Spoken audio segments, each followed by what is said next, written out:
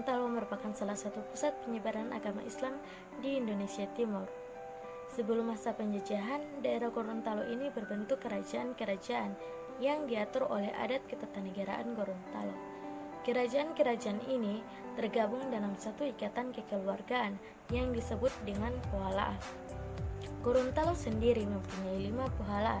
Yang pertama Pohala Gorontalo, yang kedua Pohala Lemboto, yang ketiga Pohala Suwawa, yang keempat Pohala Abualemo, dan yang kelima Pohala Tenggola. Lalu kemudian menjadi 2 Pohala yang dikuasai oleh 2 kerajaan besar, yaitu Kerajaan Limotu dan Kerajaan Holondalo. Seiring berjalannya waktu, Gorontalo menjadi pusat pendidikan dan juga pusat perdagangan karena letaknya yang sangat strategis. Sekarang ini daerah Gorontalo mempunyai penduduk yang sebagian besar beragama Islam. Oleh karenanya, budaya Islam di Gorontalo masih sangat terlihat, apalagi saat di bulan Ramadan.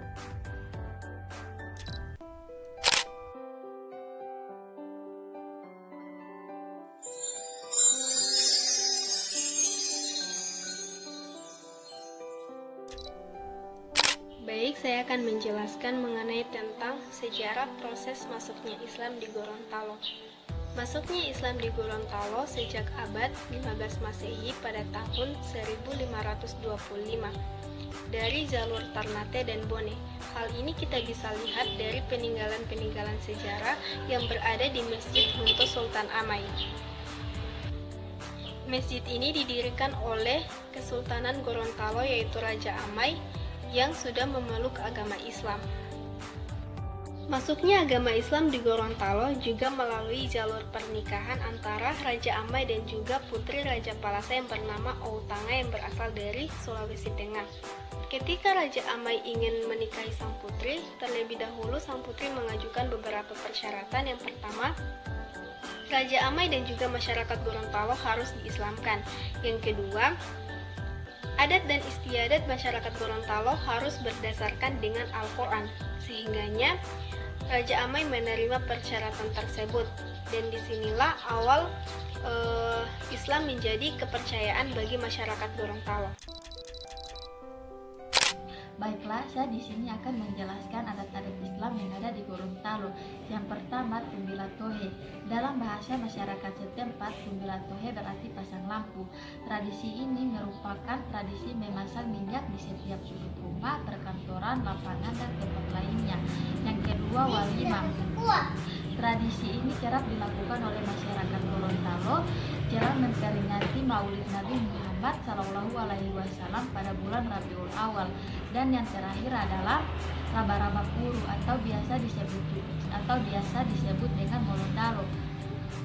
Dalam tradisi ini, sang calon ibu akan menggunakan pakaian adat Gorontalo. Jadi adat molondalo ini dilakukan hanya 1 kali saja pada saat lahiran anak pertama. Kali ini saya akan menjelaskan pendidikan agama Islam yang ada di Gorontalo, yaitu di Limboto. Besarnya potensi yang ada di setiap daerah itu tidak akan berkembang jika tidak dilandaskan ilmu pengetahuan. Nah, Menteri Agama Lukman Hakim Sarifuddin mencanangkan kota Limboto, Kabupaten Gorontalo sebagai Madinatul Ilmi, yaitu kota ilmu atau peradaban, dengan alasan yang relevan di dalam konteks kekinian, di mana kehidupan harus dilandaskan dengan ilmu. Ilmu adalah salah satu cara kita untuk mengembangkan potensi diri.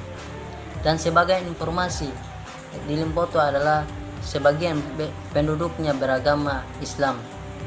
Lembaga pendidikan yang ada di Limboto dalam bentuk formal ada SD, SMP, SMA, dan ada juga perguruan tinggi. Dan ada juga pendidikan agama dan ada juga pendidikan yang bertaraf Islam, yaitu MI, MTS, MA, dan perguruan tinggi, yaitu YN Sultan Amai Gorontalo. Lembaga pendidikan agama Islam ini mempunyai tujuan yang sama, yaitu membangun insan-insan yang terdidik, mengembangkan karakter yang sopan dan baik terhadap orang lain. Namun tidak menutup kemungkinan ada juga siswa dan mahasiswa yang menyalahi aturan. Itu karena pergaulan mereka. Hanya ini yang bisa saya sampaikan. Lebih jelasnya tolong dibaca materinya.